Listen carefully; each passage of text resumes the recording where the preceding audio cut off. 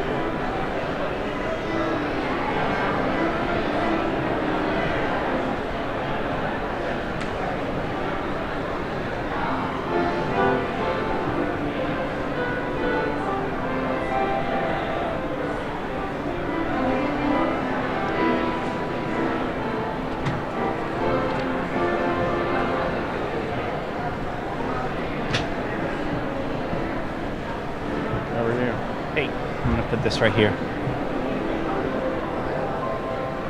Hopefully nobody tears it up and throws it away.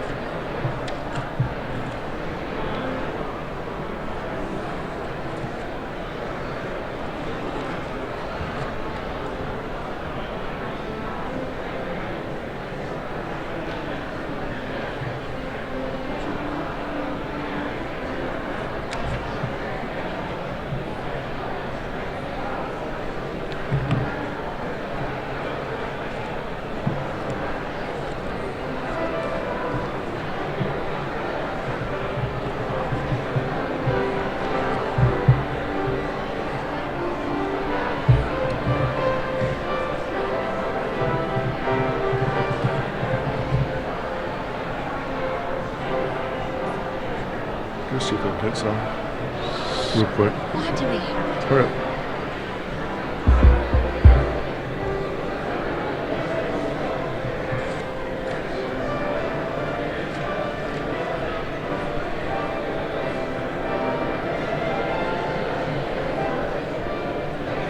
Ladies and gentlemen, the ceremony will start in 5 minutes. Please turn off all electronic devices.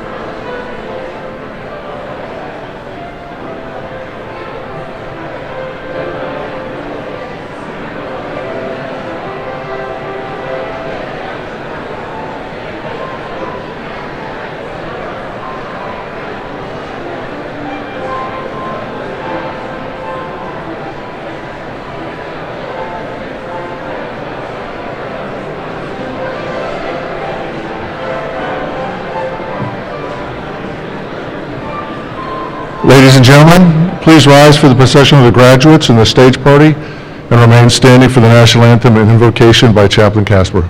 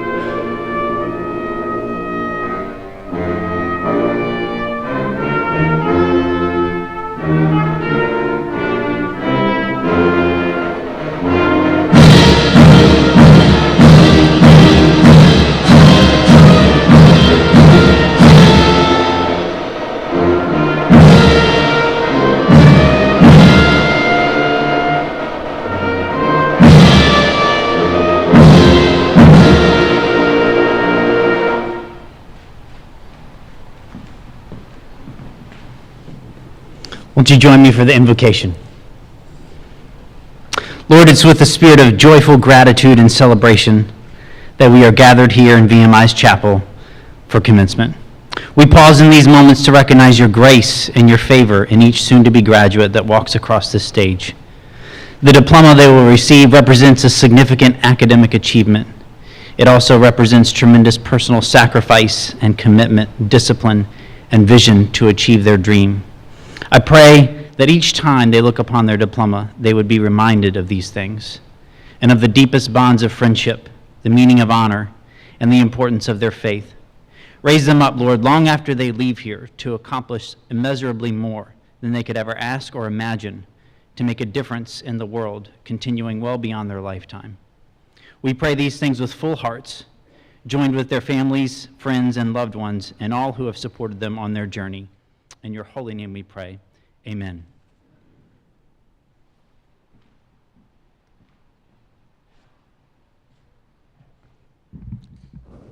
Please be seated.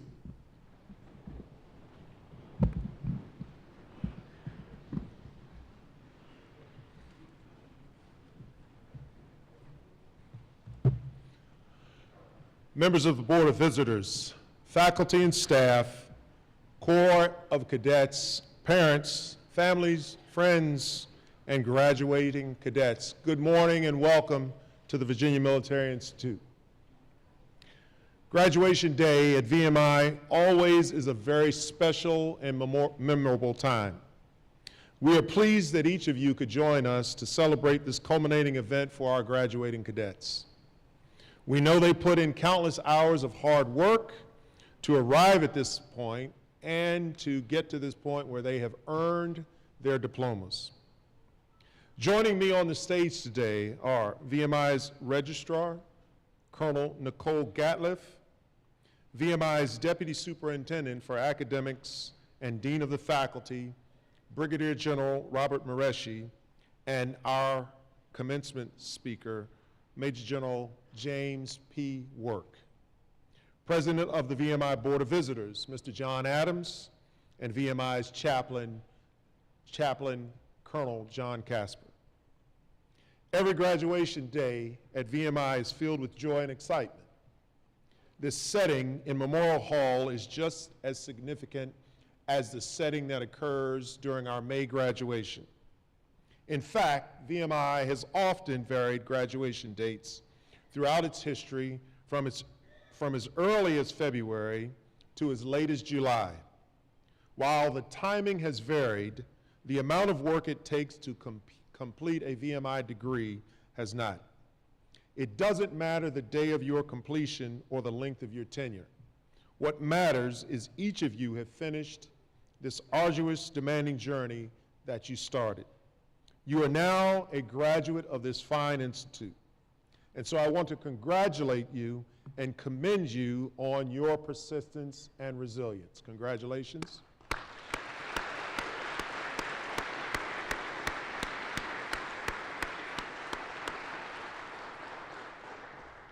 For many of you, leaving VMI is also bittersweet. There are perhaps a few routines that you won't miss. Room inspections, late night study sessions, cold formations on the bricks, and those special meetings that you sometimes have with the Commandant and the Commandant's staff. But on the other hand, I'm confident as you take one look and one of your last looks at VMI as a cadet, you will have pleasant memories as well. Your ring figure, breakout, barracks life, the mentors who have been instrumental in your life, and most certainly the lifelong friendships. The bonds you have formed and the lessons you've learned are priceless. As you leave the Institute and start the next phase of your life, take with you the values you have learned with the confines of the VMI post. Lessons of honor, self-discipline, courage, selfless service, resilience, and excellence. These values have provided a solid foundation for our Institute for generations, and I'm confident they will serve you well throughout the rest of your life.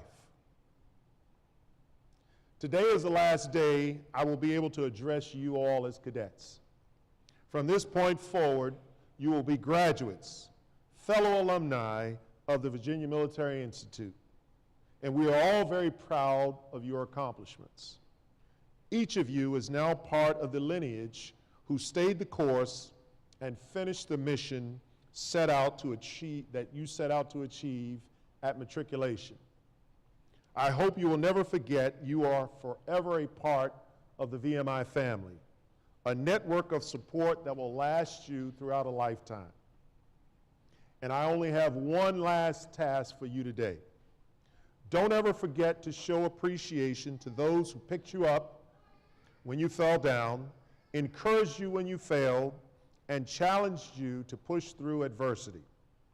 Remember to thank your parents, family members, close friends, and anyone else that has helped you along the way.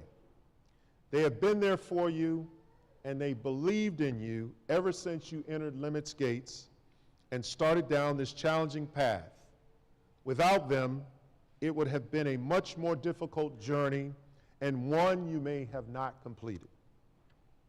Stay in touch and return as often as you can to support the Institute and the next generation of cadets who will follow in your path. You are forever welcome here on post, and I wish you the very best in the years to come and look forward to staying apprised of the many accomplishments and the great contributions that you are prepared to make to society.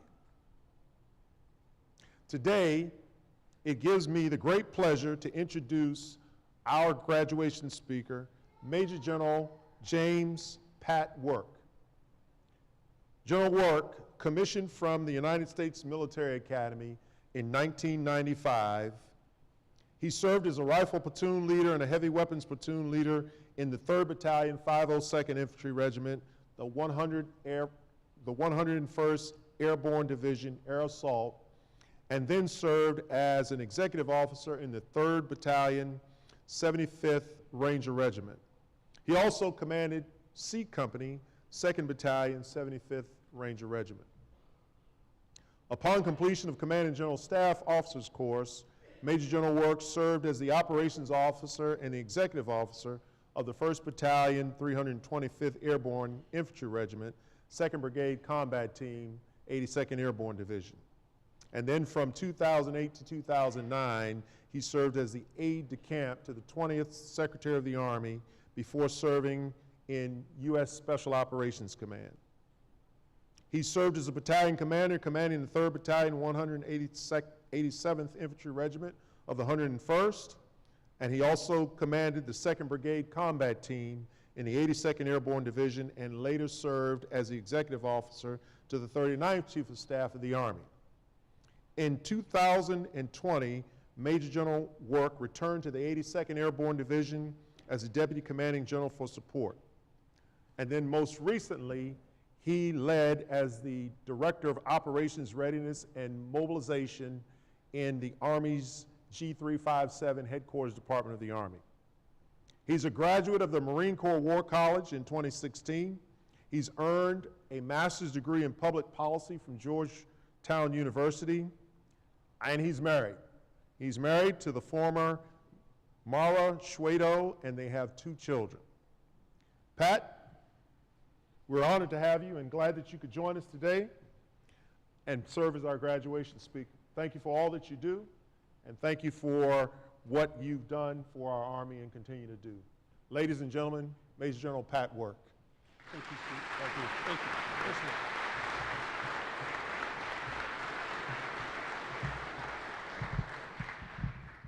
All right. Good morning. What an extraordinary privilege it is to be with you all this morning. And Soup, that was a very kind introduction. I'm grateful. Years ago, I was executive officer to the Chief of Staff of the Army, as General Wins just mentioned, and I had the privilege of serving with your superintendent. Back then, he was leading in a new 4-star command, Army Futures Command. And he was the first commanding general of Combat Capabilities Development Command.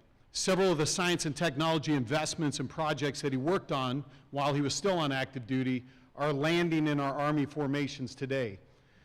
And it's the sort of comparative technological advantages that this country needs to remain dominant in the near term and well into the future.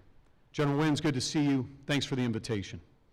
Mr. John Adams, members of the Board of Visitors, distinguished guests, and Dean of Faculty, today I'm honored to represent America's Army and the 82nd Airborne Division here in Memorial Hall. I'm excited that among our graduates today are two officers who commissioned in the United States Army yesterday. Congratulations to both of you. The best is yet to come.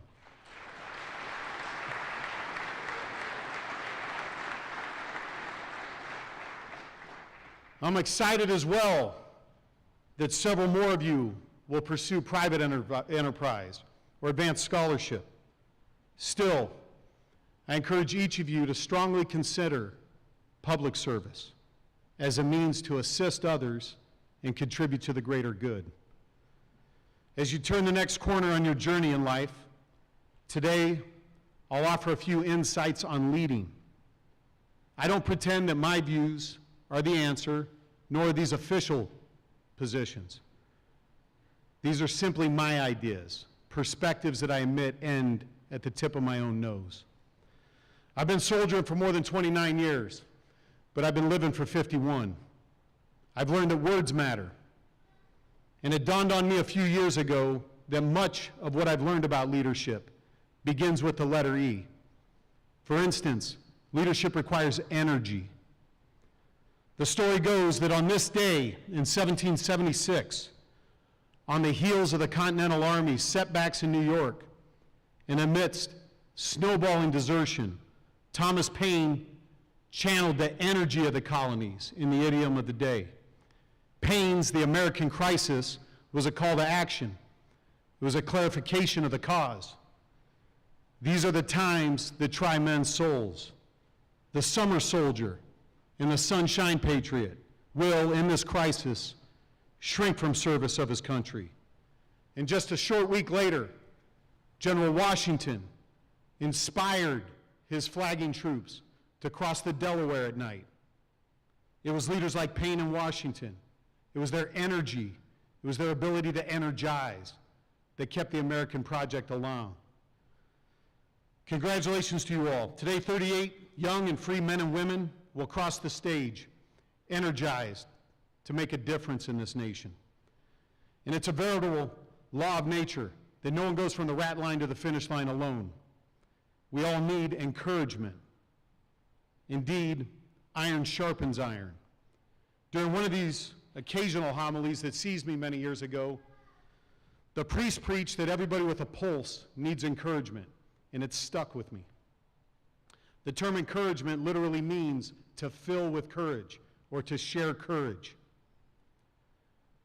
You have encouraged each other, and never forget that courage is contagious. Army Rangers live by a creed. It's not a promise, it's not a poem, it's a promise. And its most potent message resides in the third stanza, "Never shall I fail my comrades." To this day, one of my most trusted Ranger buddies is a VMI graduate. And well into our 50s now, we still encourage each other. There's about 170,000 words in the English language, and thank you are but 2 of them. Thanks to the numerous parents, friends, classmates, professors, and coaches who provided the guideposts of encouragement along this road less traveled. I can't recall anything the guest speaker said at my graduation from West Point in 1995, but I do recall this: my family was there and my classmates were there. We all need buddies, role models, and mentors. They encourage you. This victory is shared with them. Today I'm blessed to be the 53rd Commanding General of America's 1st Airborne Division, and it's in this role that I stand on the shoulders of warrior giants, and I stand shoulder to shoulder with our young paratroopers. Our airborne tribe has standards or expectations for our leaders, teams, and behaviors. 30 years ago, I was still learning the power of choice.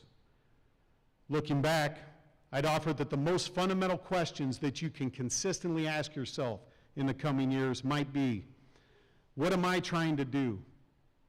Whose am I? Who am I? And what are my expectations of my life? Young people do remarkable things. At your age, Alexander of Macedon was already defeating armies. In his 20s, Dr. Martin Luther King Jr. shouldered the mantle of leadership in the civil rights movement. I've also embraced the notion that effort in and of itself is a choice. Professor Angela Duckworth goes so far to say that effort counts twice on the road from talent to achievement. She describes talent as how quickly our skills improve when we invest effort. In other words, she argues effort builds skill. At the very same time, she adds that effort's time skill allows us to achieve meaningful results. Effort turns skill into achievement. Effort's a choice, and it's one of life's great equalizers. Speaking of achievement, it's nearly impossible for an Army general to stand here without talking about the best in breed. I can readily argue that George Marshall may be our nation's most influential public servant who never ran for elected office. Graduating from the Institute in 1901, commissioning a year later, he spent 15 years as a lieutenant. Think about that. He finally promoted to captain in 1917 as America entered the Great War. His life epitomized endurance. On the same day that Nazi Germany invaded Poland, Pershing's favorite lieutenant assumed duties as Army Chief of Staff. He later answered the bell when President Truman asked him to be envoy to China during a history-bending Chinese Civil War. He went on to be Secretary of State, President of the American Red Cross, and eventually Secretary of Defense. Sure, it was a different era, but imagine that. His was a story of remarkable endurance. This officer kept grinding at his craft, and when the nation called, he was ready, time and again. So perhaps dodging demerits wasn't Marshall's superpower. Maybe his supreme talent was inexplicable endurance. Endurance never goes out of style. I entered the regular Army as an infantry officer in 1995, committed to developing my expertise in my new craft. With soldiering, it's what I'd call an anxious expertise. We spend most of our days preparing for a few moments of combat. But when it happens, it's straightforward. Real people in the real world follow real experts. The pressure is the privilege in a profession where success in a classroom or a training area don't necessarily translate to the only arena that matters, the modern lethal battlefield. Expertise in leading at the small unit level when I got started, the fundamentals of close combat. If I ever achieved expertise, it was a road that was never really fully paved. My duties now, responsible for 17,000 paratroopers. They still start and end with combat readiness. However, it's now about leading through others, decision-making, defining priorities, defining missions, managing risk, and developing our leaders for an organization that's 500 times larger than the first platoon I led. What hasn't changed is that I'm still deadly serious about expertise, and I still know that I'll never be good enough. No matter what you choose to do it well. Expertise matters. Expertise about trust between the leaders and the led. And when people ask me about leadership, I also quickly pivot to this idea of setting the example. There's another choice we have. As children, we learn to walk and talk by copying each other, and we should never underestimate our prowess as copycats. Know, however, that today you have a choice of whose behaviors you copy. The flip side of the equation strikes at our own opportunity to be role models for others. We can choose to set an example and accept that others want inspiration just like we do. I hope you choose your examples wisely. As an Army paratrooper, I live by what might be called the golden rule of airborne leadership. Leaders are first in the paratroop door and last in the chow line. I know you can relate. This leadership factory cranks out examples. A few examples of those examples. Representative Mike Waltz epitomizes the citizen-soldier tradition of VMI. My colleague, Melissa Adamski, is a commanding general in our Army. And my Ranger buddy I mentioned earlier went on to become the 24th Secretary of the Army. It's about setting the example. It's also important to realize that problems rarely present themselves to us one at a time in this life. Edge matters in a rough and tumble world. After numerous combat deployments, I've learned to think tragically as a national security professional. I've seen hard days, and edge is the shock absorber. Edge can be powerful. Don't apologize for it. Just control it. We live in a complicated world, but it's been that way for a hell of a long time. I was born 51 years ago. In just the first half of the 20th century alone, saw more death than all of recorded history preceding. Think about that. I also study the Stoics, and I draw inspiration from Epictetus. And it was his perseverance from disability and slavery to informing my own thinking 2,000 years after his death. Epictetus taught us 2 words should be committed to memory and obeyed by alternately exhorting and restraining ourselves. Those 2 words are persist and resist. It's up to us to persist on the hard days. It's up to us to resist temptation, resist self-doubt by being prepared. As you depart these hallowed halls, continue to hone your edge you developed here over the past several years. Because as you depart VMI, you enter a system. It needs your mind, but it also needs your spine. We need your edge. At this point in my journey, I pursue a sort of life philosophy. It's largely colored by my roles as a husband, a father, a friend, and a soldier. And my life philosophy is profoundly simple. Bring them with you, help them win, and keep getting better at getting better. This thinking helps me square my military duties, preparing our paratroopers and their families for the hard days of war, with the circle of my interpersonal responsibilities to demonstrate empathy for others. We can be competent and caring at the same time.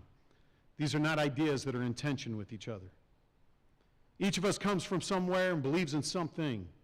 Be intentional about your work to understand others, to connect with others, and to put yourself in others' shoes.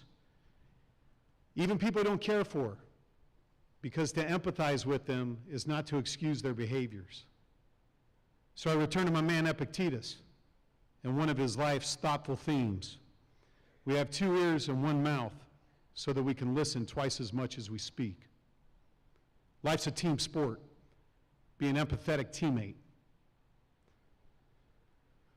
So I was your age 3 decades ago. I'm still very much a work in progress. However, I understand that at your age, I was already on a journey of embracing what author David Brooks refers to as eulogy virtues. The idea is simple. What do we want people to say about us when we're gone? When we return to the soil? How do we want to be remembered? Colonel retired Francis Burns, an old soldier mentor of my brother's, used to talk about living his dash. And stated differently, someday I'm going to have a tombstone. And on one end of it's going to say 1973, and in the middle there's going to be a dash, and after that there's going to be some year that I pass on. Your dash is your life. Your dash is the choices you make. Your dash is the relationships you build, the people you love, the work that you do. What are you doing with your dash? So you're choosing your eulogy virtues now. And a failure to choose is a choice, so don't drift. Make a choice. Choose wisely. And again, most of what I've learned about leadership over 29 years of service begins with the letter E. I encourage you to lead with energy.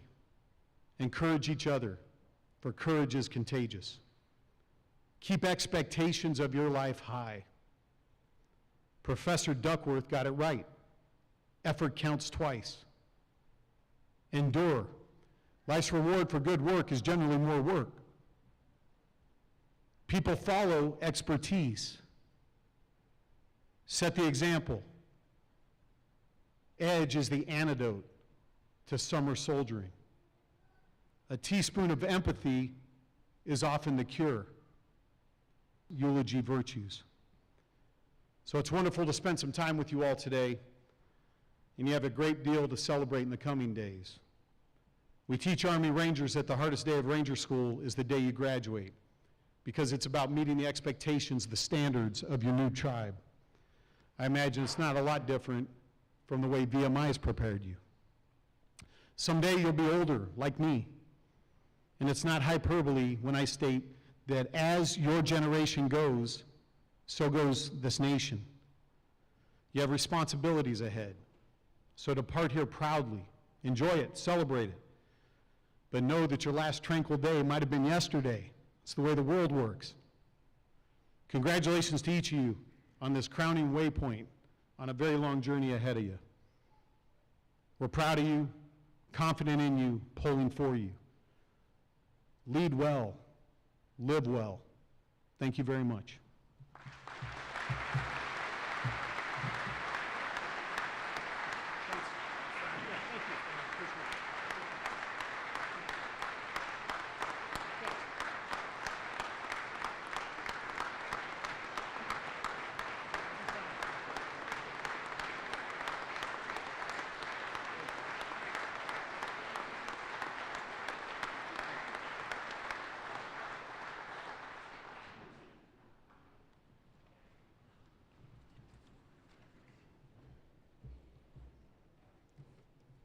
Pat, thank you for such meaningful words. I know the message that you have provided for these young men about the road ahead for them will be something that they will internalize, something that they will think about, and if they put it to practice, they'll be successful in their lives.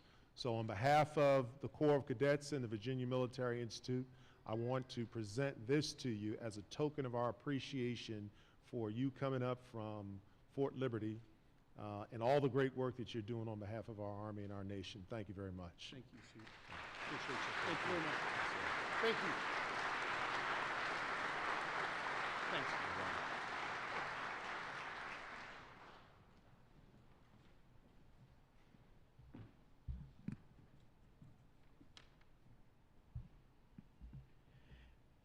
Will the candidates for graduation please rise? The Academic Board has presented to the Board of Visitors all candidates for the Bachelor of Science degree and all candidates for the Bachelor of Arts degree, all of whom have been certified to have completed the requirements for graduation from the Virginia Military Institute.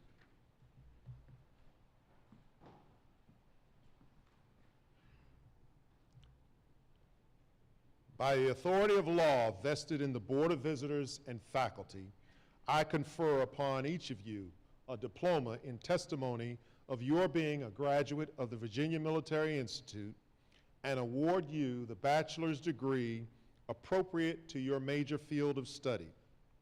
Please be seated and come forward as your name is called. General Mareshi, will you please read the names of the graduates?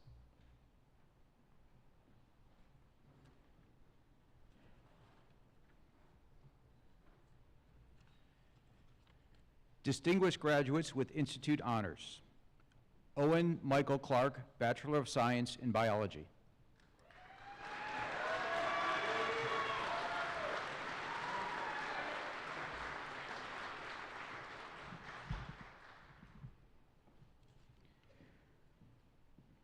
The Bachelor of Science degree in Applied Mathematics. Brendan Thomas Killeen.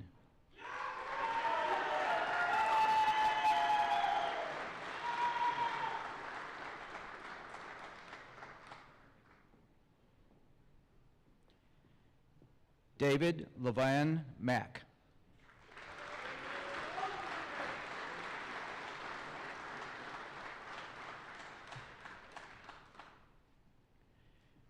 The Bachelor of Science degree in Civil Engineering, Parker Jackson Brown.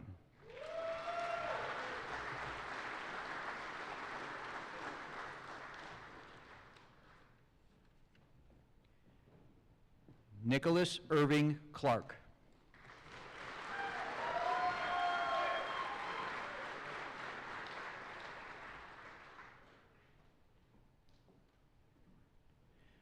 Julio da Silva.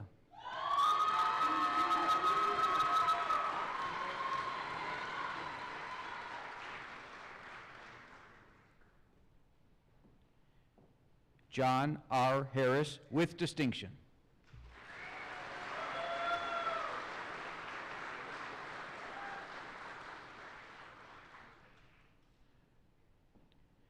Christopher Hayes Hicks.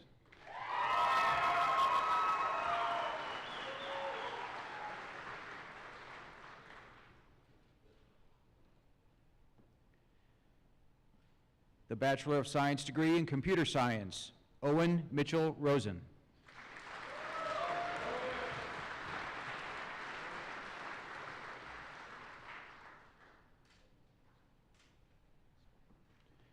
The Bachelor of Science degree in Mechanical Engineering, Jarrett Taylor Herndon, double minor in Mathematics and Physics, Second Lieutenant, United States Army.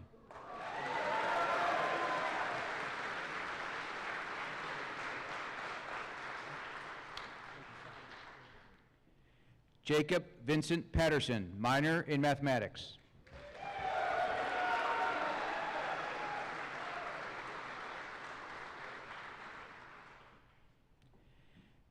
Joseph Matthew Slazak, minor in Physics, Second Lieutenant, United States Army.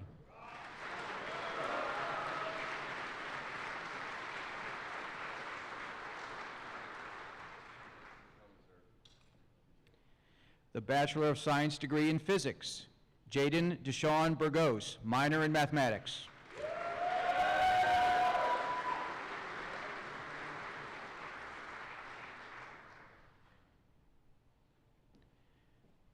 Robert Wheeler Hudson.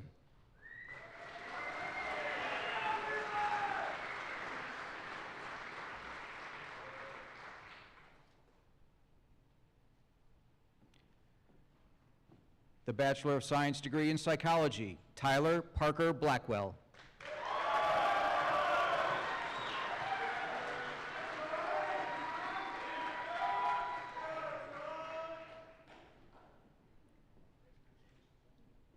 Noel Amatia Innocent.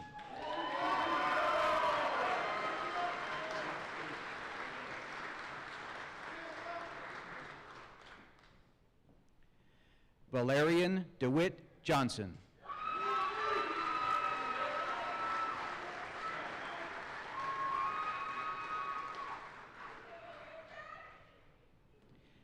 The Bachelor of Arts degree in Biology, Melanie Abigail Jimenez with distinction.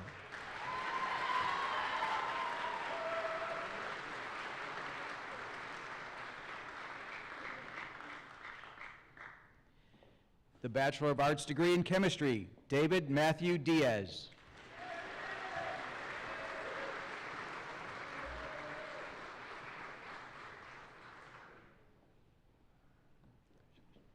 The Bachelor of Arts degree in Economics and Business, Christian Scott Dunn.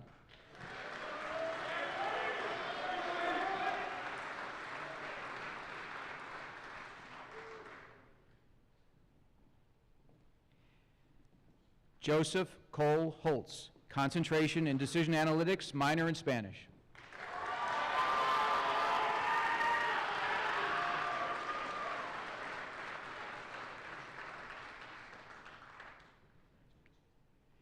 Seamus Andre Jones, concentration in Global Business.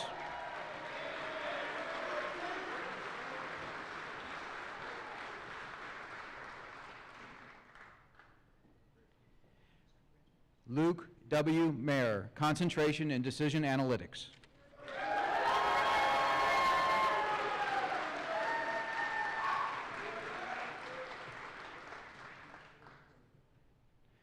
Hunter Grayson Robbins, with distinction, minor in Leadership Studies.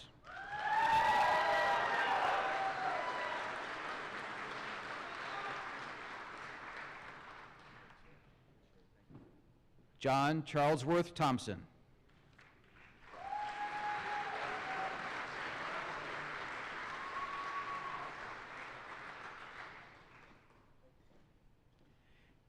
Davis Allman West.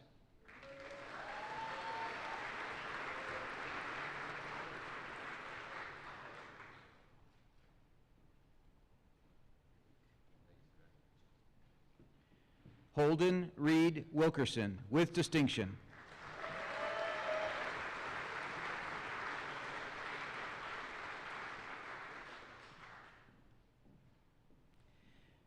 William David Wister III.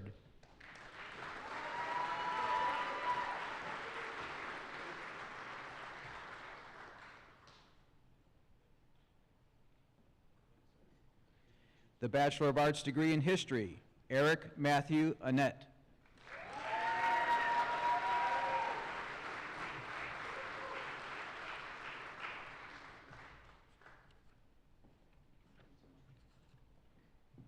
Vaughn Austin Hall, with distinction, concentration in military history, minor in literary studies.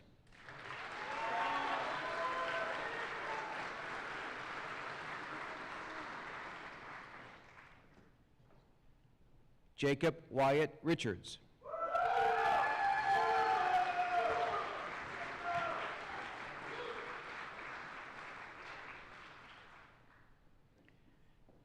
Theodore Kelly Sowards.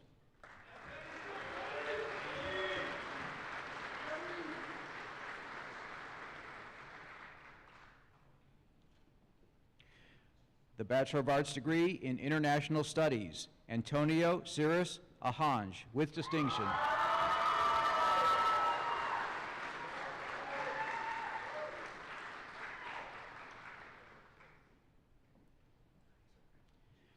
Braden J. Homan, with distinction.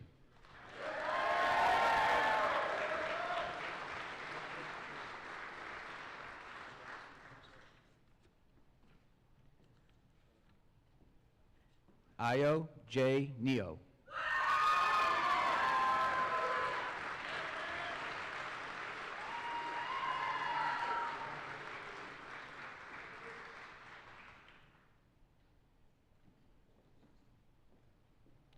Jack Chewin Pendleton.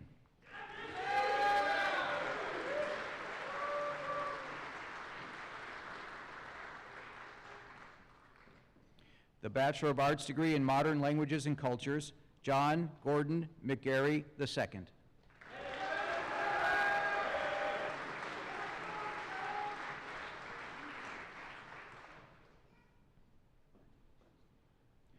Garrick Walter Trebison.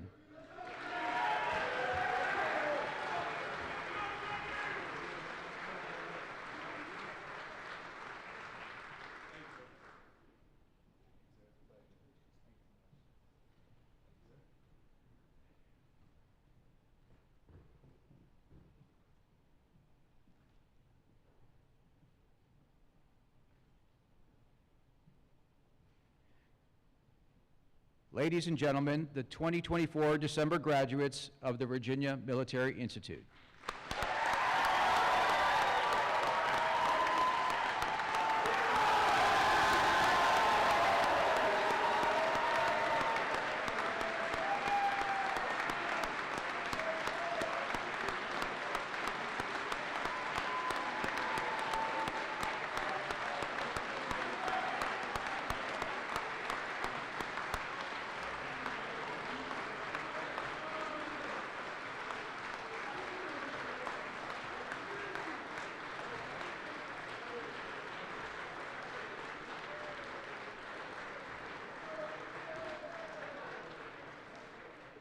All graduates, their families, and guests are invited to join us now for a reception in Memorial Hall Museum.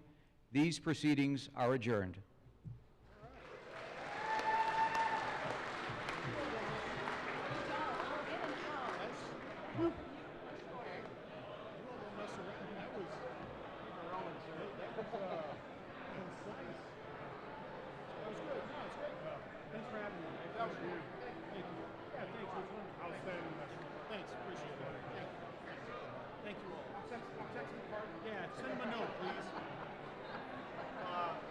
It was really a privilege. Yeah. I'm very grateful, Sue. If I can ever do anything to help you, please call me. Okay? Absolutely. It's great. Some of these guys will be in your formations. so.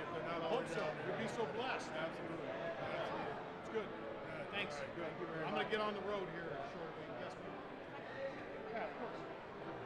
And I have a funny story to tell you, even more so why.